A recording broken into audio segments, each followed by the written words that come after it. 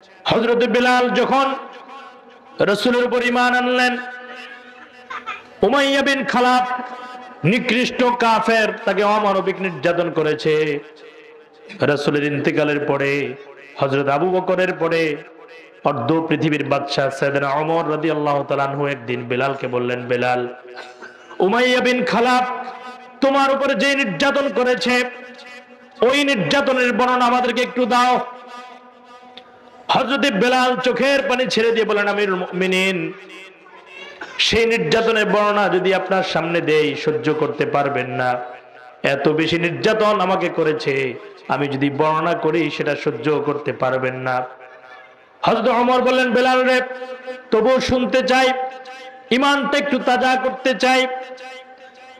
হযরত বেলাল বললেন, আমি ইসলাম গ্রহণ করলাম।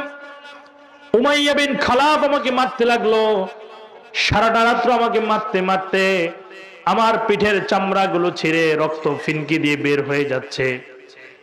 অমানবিক নির্যাতন সারাটা রাত্র আমাকে করল। আর বলল, বেলাল, এই মুহূর্তে যদি তুমি মুহাম্মদের ধর্ম ত্যাগ না করো আরো কঠিন শাস্তি তোমাকে দেওয়া হবে। হযরত বেলাল বলেন, ওগো উমাইয়া বিন খালাব, তুমি শুনে রাখো, আমার দেহে এক ফোঁটা রক্ত থাকা পর্যন্ত এক মুহূর্তের জন্য মুহাম্মদ সাল্লাল্লাহু আলাইহি সাল্লামের উপর যে ঈমান এনেছি ওই ঈমান ছেড়ে এক পা পিছনের দিকে আসবো না। সুবহানাল্লাহ পড়েন। উমাইয়া বিন খালাব নির্যাতন করতে লাগলো। সকালবেলা সূর্যের আলো যখন উদ্ভাসিত হলো, সূর্যের প্রচন্ড তাপে মরুভূমির বালুগুলো উত্তপ্ত হলো। এত উত্তপ্ত বালু ধান দেওয়া হলে সেই ধানগুলো ফুটে সেখান থেকে ক্ষয় হয়ে যাবে। এত উত্তপ্ত গরম বালু, সেই বালুর ভিতরে হযরত বেলালকে হাত পা বেঁধে সেই বালুর ভিতরে শুইয়ে দেওয়া হলো। হযরত বেলাল বলেন, রাতের বেলা নির্যাতনের কারণে চামড়াগুলো ফেটে গোশত ফাঁক হয়ে গিয়েছে। উত্তপ্ত গরম বালু সেই চামড়ার ভিতর দিয়ে শরীরের ভিতর ঢুকে গিয়েছে। এত বেশি কষ্ট হয়েছে যেন আমার কলিজাটা ছিঁড়ে পড়ে ছারখার হয়ে যাচ্ছে, কলিজাটা যেন জ্বলে পড়ে ছারখার হয়ে যাচ্ছে। হযরত বেলাল বলেন, সারাটা দিন আমাকে উত্তপ্ত বালুর উপরে শুইয়ে রাখা হলো, পাথর চাপা দেওয়া হলো। প্রচন্ড যন্ত্রণা সহ্য করার পরে সন্ধ্যা যখন ঘনিয়ে আসলো, বালুগুলো একটু ঠান্ডা হলো। আমি মনে করলাম শাস্তি কিছুটা কমবে। এমন সময় লক্ষ্য করে দেখি সন্ধ্যার পরে লাকড়ি আনা হলো, আগুন জ্বালানো হলো। আগুন জ্বালানোর পরে জ্বলন্ত কয়লাগুলোকে লম্বা করে বিছানো হলো।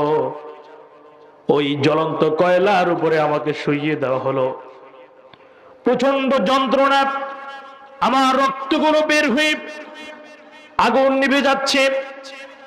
আর আগুনের প্রচন্ড জ্বলন্ত কয়লা আমার শরীরের মধ্যে ঢুকে আমার গোশতগুলোকে আলাদা করে করে ছিঁড়ে ছিঁড়ে জমিনের মধ্যে পড়ছে। এত নির্যাতন সহ্য করেছি, তারপরেও এক মুহূর্তের জন্য ঈমান হারা হয়ে যায় না। সুবহানাল্লাহ পড়েন।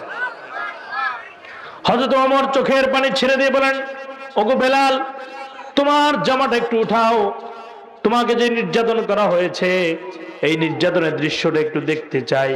হযরত বেলাল বললেন, আমিরুল মুমিনিন, এই দৃশ্য যদি দেখেন হার্ট ফেল করার সম্ভাবনা রয়েছে, সহ্য করতে পারবেন না।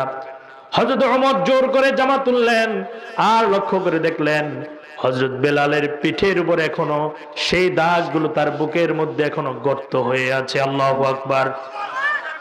ঈমান আনার জন্য কত নির্যাতন সহ্য করতে হয়েছে।